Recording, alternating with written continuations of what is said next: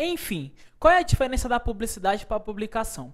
A publicação, como você pode observar no seu esquema, joga na tela aí para ele ver. Olha só, como você pode observar no nosso esquema, aqui na nossa atenção, no final aqui já do nosso slide, ó, a publicação é quando ela é feita pelo meio oficial. Olha só, quando você passar no concurso, onde é que seu nome vai ser divulgado?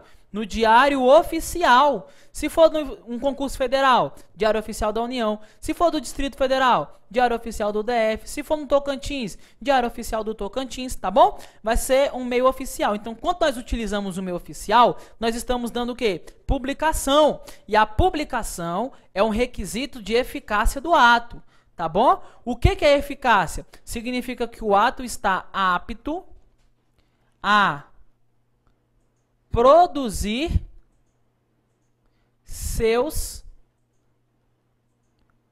efeitos. Joia? Agora olha só, me acompanha. Princípio da eficiência. Qual que é a ideia de eficiência? Olha, a nossa letra E. A ideia de eficiência é o melhor uso da máquina pública. Você tem que agir, ó, com rendimento, com rapidez, com perfeição e presteza funcional.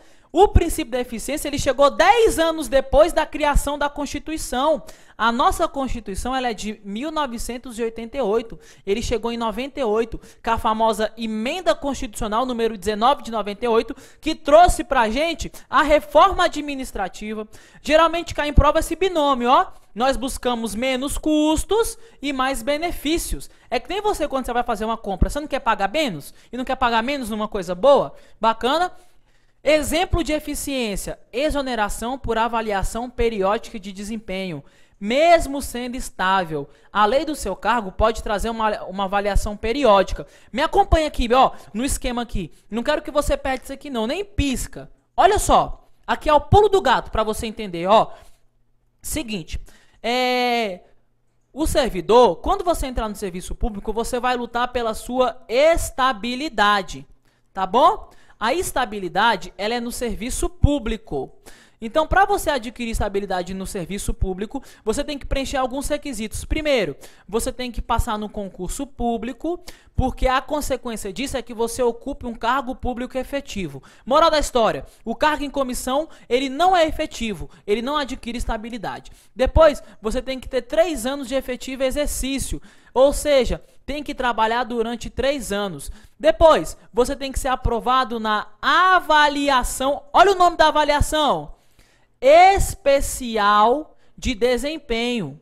Quando você for aprovado na avaliação especial de desempenho, o que vai acontecer? Você vai adquirir, ó, você acabou de passar no seu estágio probatório e, consequentemente, você vai adquirir o quê? Estabilidade. 4 meses antes de você terminar o seu efetivo exercício, você já tem o seu resultado da sua avaliação. Aí você é estável. Só que olha só, mesmo depois que você foi estável, a lei do seu cargo ela pode trazer hipoteticamente, ó, lei do cargo.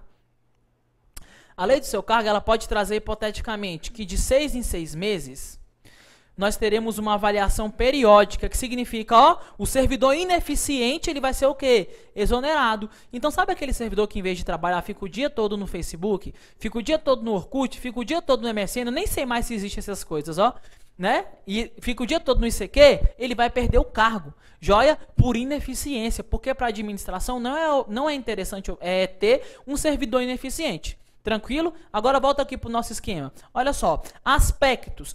Quais aspectos que nós podemos observar a eficiência? Nós podemos observar na estrutura da administração, tá bom? A forma de organização da administração tem que ser uma forma eficiente. É por isso, meus caros, que ó, eu vou até apagar aqui pra gente, para você poder me acompanhar. Olha só. É por isso, meus caros, que nós teremos, ó, só um minutinho, ó. Deixa eu pegar nossa borracha aqui, ó.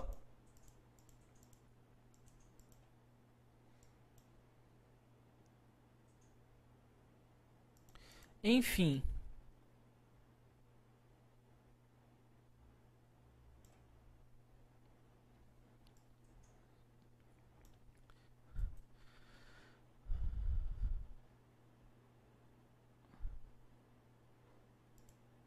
Aí, ó, melhor. É por isso, meus caros, que nós teremos aqui, ó, a forma de organização, a forma de estrutura.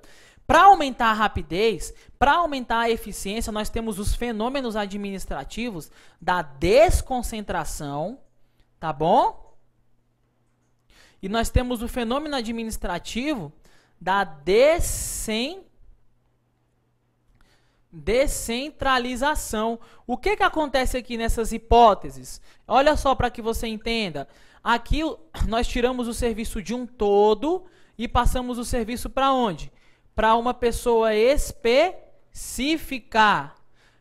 O Estado ele presta tudo sozinho. Aí ele pega o serviço e passa para uma única pessoa que vai falar apenas daquele serviço. Vai ser mais rápido? Com certeza. Vai ser mais o quê? Eficiente. Agora olha só. A atuação do agente. O agente público, a eficiência também recai sobre o agente. O agente público ele tem que agir de que forma? De forma célere. Ele tem que buscar prestar o serviço na maior rapidez. Ele também tem que agir de forma econômica, a economicidade, tá bom? Ele tem que planejar as ações para que ele possa alcançar o quê? As metas no serviço público. A economicidade ela pode ser vista no seu ponto de vista da eficácia, que é se o ato produziu o resultado desejado. Ele pode ser visto pela eficiência, se o meio utilizado foi o meio mais adequado, e ele pode ser visto pela efetividade. Sabe aquele cronograma que você instituiu? Se você conseguiu cumprir o cronograma que anteriormente você teria estabelecido, tá bom? Todo ato eficiente, olha só, todo ato eficiente, que é o nosso princípio, ele será o quê? Eficaz. Ou seja, ele produziu efeitos, mas nem todo ato eficaz será eficiente. Bacana para essa máxima. Agora, olha só, o modelo de administração adotado pelo Brasil é o modelo gerencial, onde o foco é o cliente. Olha o raciocínio. O que a administração pública presta? Ela não presta serviço público? Se ela presta serviço público, quem é o cliente? É o público. Quem é o público do Estado? A coletividade. Diferente da antiga administração, que é a administração burocrática, aonde o foco era o lucro. Bacana, esses foram os nossos princípios implícitos. Agora, nós vamos entrar nos princípios implícitos. Só te lembrando, os princípios implícitos são aqueles que a doutrina interpreta como se fossem princípios. E se o assunto recebe o nome de princípio, é porque é uma máxima que merece ser observada em toda e qualquer relação jurídica. Ele é o início de tudo, ele é a base, ele é um princípio. Agora me acompanha aqui no nosso esquema, vamos lá. Princípio do autocontrole, também chamado de princípio da autotutela. Me acompanha aqui, O princípio do autocontrole, também chamado de princípio da autotutela, ele está presente na súmula 473 do STF e também no artigo 53 da Lei 9784 de 99. Olha o título que ele traz para a gente. A administração pode anular, vou colocar um quadradinho aqui para você, Me desculpe. A administração pode anular os seus atos quando derivados de vícios que os tornem ilegais. Então, os atos ilegais, eles serão o quê? Anulados. E dos atos ilegais não se originam o quê? Direitos. Porque tem um vício de legalidade. A lei é ilegal desde a sua criação. Ou ela pode fazer o quê também, Ela pode, vou fazer um quadradinho aqui de novo, ela pode revogar por motivo de conveniência e oportunidade. Raciocínio. Se o ato for inconveniente e inoportuno, ele vai ser o quê? Revogado. E tem que respeitar os direitos o quê? Adquiridos. E ressalvada, em todos os casos, a apreciação judicial. O que significa ressalvada a apreciação judicial? Significa que em ambos os casos, tanto na anulação quanto na revogação, eu, particular prejudicado, posso levar o meu interesse a ser discutido aonde? No Poder Judiciário, tá bom? A autotutela, ela também significa que a administração pode declarar a nulidade de seus próprios atos. Ela pode invalidar um ato. O ato ilegal, ele será o quê? Considerado inválido. Então, ela não precisa ser provocada. Olha a ideia geral que eu trouxe aqui para você. Ela pode declarar a nulidade sem ser provocada. Conserta aí para mim. Provocada.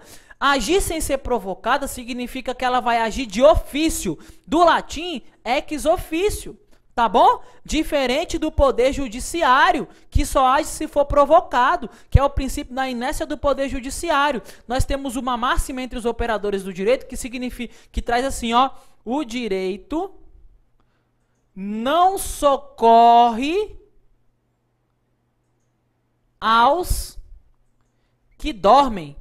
Se você não for até o judiciário, ele não vai até você, porque ele é inerte. Bacana? Então, recapitulando.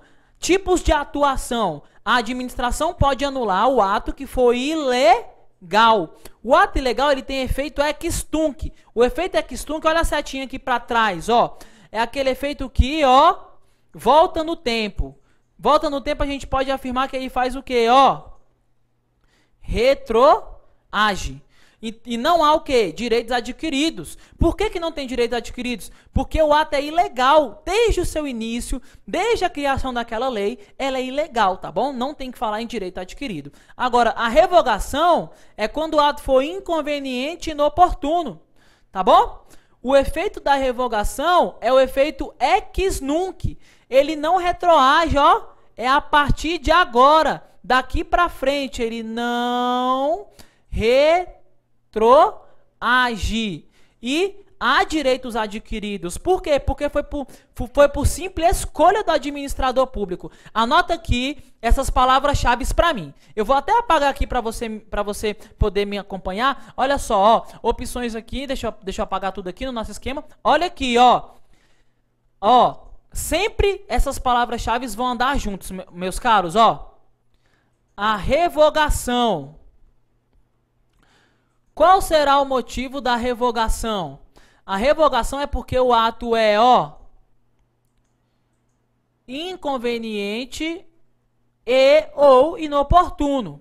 Quando o ato é inconveniente e inoportuno, é por simples escolha do administrador.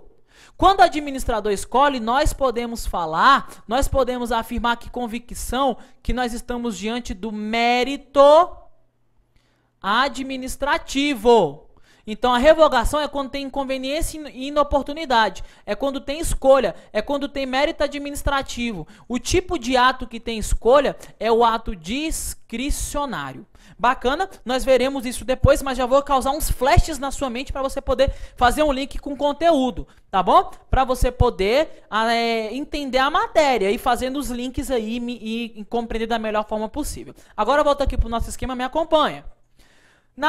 Devido a ser uma simples escolha, existem direitos o quê? Adquiridos. E em ambos os casos, tanto na anulação quanto na revogação, o particular prejudicado pode levar a discussão até o Poder Judiciário, que é o princípio da inafastabilidade de jurisdição. Vem cá, me acompanha. Seguinte, olha só. Para explicar esse princípio, a doutrina civilista, sabe o que ela fala? Que você pode discutir uma terra na lua. O Poder Judiciário ele não pode negar a cumprir aquele prestamento jurisdicional para você. Depois será discutido se existe a possibilidade de uma terra na lua ou não, se você é doido ou não, etc. Enfim, mas você tem direito de ter sua demanda, entrar com a sua demanda no judiciário, com a sua demanda, com o seu processo, com o seu pedido, sim, porque é o princípio da inafastabilidade de jurisdição, que fazendo um link com a lei de introdução às normas do direito brasileiro, lembre-se, o juiz ele não pode se eximir do direito de julgar, ele não pode se eximir do seu dever, na verdade, de julgar, podendo, inclusive, quando a lei for omissa, utilizar os princípios, a analogia, os costumes ou até mesmo a equidade. Bacana? Volta para cá, me acompanha. Então, esse foi o nosso primeiro princípio implícito, o princípio da autotutela. Aqui um quadrinho para você poder lembrar, tá joia? Olha aqui, ó. O fundamento aqui, ó. Anulação é por causa de ilegalidade. Revogação é conveniência e oportunidade, tá bom? Quem é que pode anular? Tanto o Poder Judiciário quanto a administração pública. Quem é que pode revogar? Só a administração pública. Efeito da anulação, ex tunc, é aquele efeito que retroage. Efeito da revogação, ex nunc, é aquele efeito que não retroage. Bacana? Próxima, vamos lá. Olha só, motivação. O princípio da motivação é a ideia geral de que os motivos que a administração utiliza para fazer um ato, eles devem ser o quê? expostos, devem ser colocados para fora. O motivo, ele também pode ser chamado de razão. Razão é um sinônimo do motivo. A razão também pode ser chamado de porquê. Então, meus caros, razão e porquê são todos sinônimos de quê? De motivo. Então, a motivação é eu expor os motivos. A motivação é eu expor a razão do ato. É a exposição do porquê do ato. O que seriam os motivos? É quando eu uno aquilo que aconteceu na vida real, ou seja, o fato, também chamado de pressupostos fáticos, com o direito, o seu fundamento jurídico, também chamados de pressupostos jurídicos. Os atos que têm que ser motivados estão no artigo 50 da Lei 9784 de 99. Então me observa aqui comigo, olha só. Se a servidora pública, ela tem direito à licença gestante, o ato administrativo é a licença gestante, tá bom? O que aconteceu na vida real para dar direito para essa servidora, a licença gestante? Qual foi o fato? Foi o nascimento de uma criança. Então, olha só, o nascimento é o fato. E a servidora tem esse direito previsto na lei? Tem. Qual que é? Olha só, a união dos fatos mais o direito. Qual é o direito dessa servidora? Direito. É o artigo 128, né? Da Lei 8.112 de 90. Então, ela vai ter direito à licença gestante porque teve um fato. O fato foi o nascimento de uma criança. E o direito? Artigo 128 da Lei 8.112. Se não for 128, é 228, 229, tá perto ali, tá bom? Então, olha só. Esse é o motivo do ato, a união do fato mais o direito, tá bom? Agora me acompanha. Teoria dos motivos determinantes. Os motivos usados pela administração vinculam a administração à sua atuação, até mesmo quando ela não precisava motivar. Então vem cá, vamos conversar, porque eu preciso de uma maturidade sua. Presta bastante atenção. Se a administração utiliza um motivo para realizar um ato, se uma pessoa tiver que impugnar aquele ato, ela vai impugnar em cima dos motivos usados pela administração, meus caros. Então observa, se a administração te demitiu, porque primeiro, você só chegava atrasado. Segundo, você faltava demais. Terceiro, você bebia demais no trabalho. E quarto, o que não acontece no serviço público, você cometia o crime de usura. O que é? Vendia Mary Kay, Natura, Boticário, não acontece no serviço público, não é verdade? Então, quando você for tentar voltar para o serviço público, quando você for impugnar essa demissão, o seu advogado vai brigar pelo quê? O que ele vai tentar provar? Primeiro, que você não chegava atrasado. Segundo, que você não faltava. Terceiro, que você não trabalhava bêbado. Quarto, que você não vendia produtos no serviço público. Bacana? Porque foram os motivos usados, foram os motivos expostos. E os motivos que a administração falou que são, vinculam a prática administrativa. Tá bom? É aquela história, pessoal. Você joga a pedra e esconde a mão? Não, você joga a pedra e sua mão fica lá para você poder ver o que aconteceu, tá bom? Se você quiser rebater, você vai rebater em cima daquele motivo, tá bom? Isso é tão relevante que até mesmo, olha, presta atenção nas minhas palavras. Até mesmo quando a administração, presta atenção na negativa das minhas palavras, ó. Até mesmo quando a administração não precisava motivar, se ela motivar, ela estará vinculada. Vou repetir para você não esquecer isso. Até mesmo quando a administração não precisava motivar, se ela motivar, ela estará vinculada. Moral da história: cargos em comissão, de livre nomeação e livre exoneração. Para exonerar um servidor, a administração precisa motivar? Não, é de livre exoneração. Mas se ela motivar, ela vai estar vinculada? Vai, porque a teoria dos motivos determinantes vincula a prática administrativa até mesmo quando ela não precisava motivar. Entenderam? Então, se ela motivar na exoneração de um cargo em comissão, o que vai acontecer? O exonerado, o servidor que foi exonerado, ele pode rebater aqueles motivos.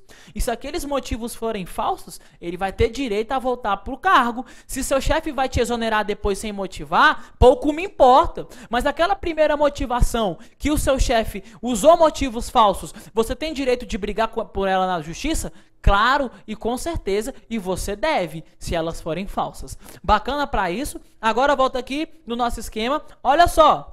Então, olha aqui, ó, teoria dos motivos determinantes. Os motivos usados pela administração pública vinculam a atuação até mesmo quando ela não precisava motivar. Por exemplo, os cargos ad nutum.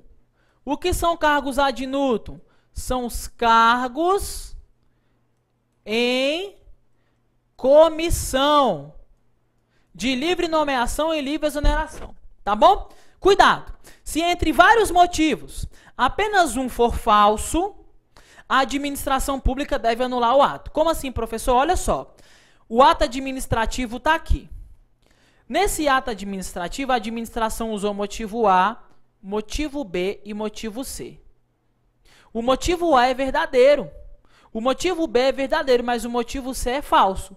Esse ato perdura? Não. Todo ele tem que ser anulado, beleza? Mesmo se um único motivo for falso, ele torna falso todos os outros motivos. Eu não vou aproveitar o ato só porque um motivo foi falso, beleza? Agora olha só, pessoal. Razoabilidade e proporcionalidade. A razoabilidade e a proporcionalidade traz a ideia geral de justiça, a ideia geral de equilíbrio. Por isso que a Thermes... Quem é a Thermes? A deusa da justiça, o símbolo da justiça que tem lá na porta do STF, ela tem o quê? Ó, ela tem uma venda nos olhos, não é verdade? Ó, deixa eu fazer a Thermes aqui bem bacana para você poder entender aqui junto comigo, tá bom? Olha só, a Thermes, a deusa da justiça, não é uma mulher? Aqui, ó, aqui é a cabeça da Thermes, aqui são os olhos dela. O que a Thermes tem nos olhos? Ó, ela tem uma veda, né? Pode ser chamada de venda também. Olhos vendados. Ela tem uma venda, porque a venda significa o princípio da impessoalidade. Ela não traz diferença para ninguém. Só que o que ela carrega na mão dela? Vamos ver se você vai entender aqui meu desenho, ó. A Thermes na mão dela tem isso aqui, ó.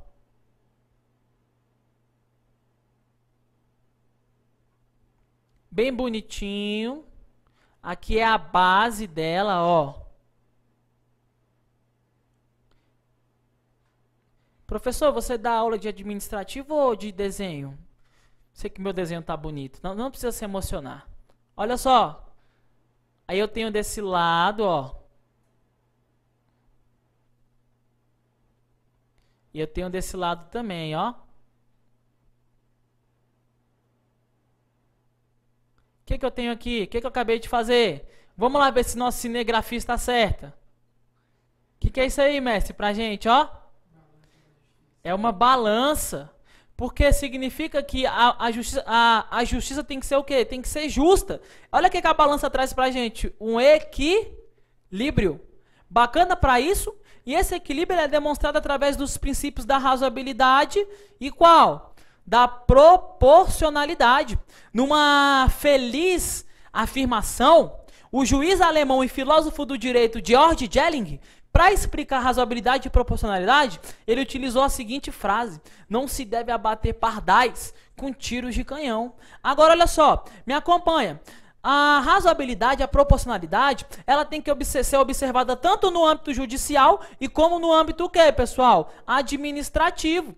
Tranquilo? Então ela é observada tanto no âmbito judicial quanto no âmbito administrativo. A todos são garantidos a razoável duração do quê? Do processo. Ele tem que ter um prazo razoável. Só que isso aqui se tornou um princípio. Se ele se tornou um princípio, me acompanha nosso raciocínio aqui, ó. Ele não está apenas no processo. Ele tem que ser aplicado a todo o direito, gente. Ele é o quê? Ele é um princípio. Agora, nós temos que distinguir a diferença de agir de forma razoável para agir de forma proporcional. A razoabilidade, ela comporta os binômios necessidade, olha aqui, ó, e adequação. É necessário agir?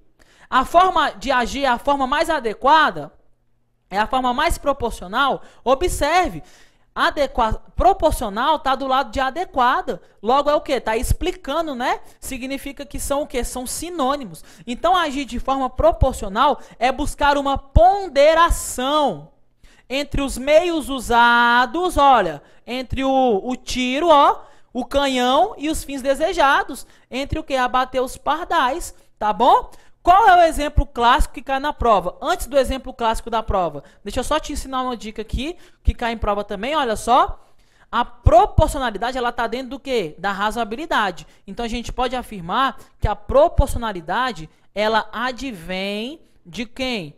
Ela advém da razoabilidade. Então, observa, meus caros, seguinte, olha o raciocínio aqui, olha onde que a gente vai chegar. Eu vou trazer aqui para você o pulo do gato, eu vou trazer aqui para você o detalhe que você tem que observar para você poder levar para o seu concurso.